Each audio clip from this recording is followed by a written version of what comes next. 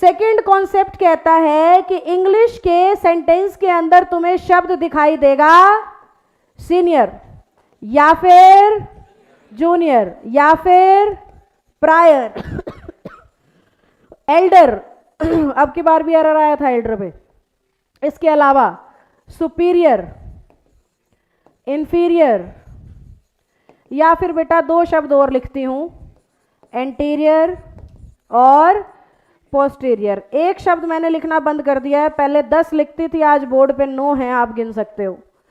Prefer से एक शब्द बनता है प्रेफरेबल, लगभग 3 साल से मैंने किसी पेपर में नहीं देखा है, इसलिए छोड़ दिया है। एल्डर आ रहा है, सीनियर जूनियर सुपीरियर भी आ रहे हैं, लेकिन प्रेफरेबल यूज नहीं हो रहा है, तो उसे मैंने छोड़ दिया है, मुंह से बोल भी दिया है ताकि आपके दिमाग से गुजार दूं कि ये भी है। अब ये 10 ऐसे शब्द है जिन्हें इंग्लिश ने कह रखा है कंपैरेटिव डिग्री। कैसी डिग्री? जोर से बोलो, कैसी? जोर से। और कंपैरेटिव के साथ क्या सिखाया था? पर ये 10 ऐसी हैं जिनके साथ देन नहीं क्या लगता है, तुम्हें बस ये याद रखना है कि इनमें से कोई भी शब्द इंग्लिश के लाइन में आ गया और इसके साथ देन लगा हुआ है तो उसे क्रॉस करना है और उसकी जगह पे टू का इस्तेमाल करना है। पेपर में एग्जामिनर लिखेगा सीनियर देन, तुम्हें कहना है सीनियर टू।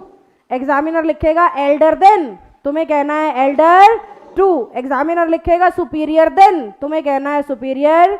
इतना ही काम है बस। इन शब्दों को देखो, देन हटाओ और टू लगाओ, बन जाएगी बात। एक बात और याद रखना, क्योंकि ये अपने आप में कंपैरेटिव है ना बेटा, तो इनसे पहले कभी मोर, मोस्ट और वेरी का इस्तेमाल भी नहीं होता।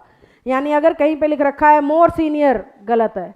मोस्ट सीनियर, गलत है। सीनियर मोस्ट होता है शब्द, लेकिन मोस्ट सीनियर नहीं होता है। मोस्ट सुपीरियर नहीं होता है, मोर सुपीरियर नहीं होता है, वेरी एल्डर नहीं होता है। तो इनके पहले ना तो मोर, मोस्ट और वेरी लगेगा और ना इनके बाद में देन लगेगा। देन की जगह क्या लगेगा? टू। पहला जो शब्द है सीनियर और जूनियर, ये तुम कॉलेज की उम्र में ही सीख लेते हो। आपसे बड़ी क्लास वाला सीनियर और आपसे छोटी क्लास वाला प्रायर प्राथमिकता को कहते हैं, प्रेफर भी प्राथमिक को कहते हैं। एल्डर जो आपसे उम्र में बड़ा होता है, आपका भाई, आपकी बहन, कोई भी, वो एल्डर है। सुपीरियर बढ़िया को कहते हैं और इंफीरियर घटिया को कहते हैं।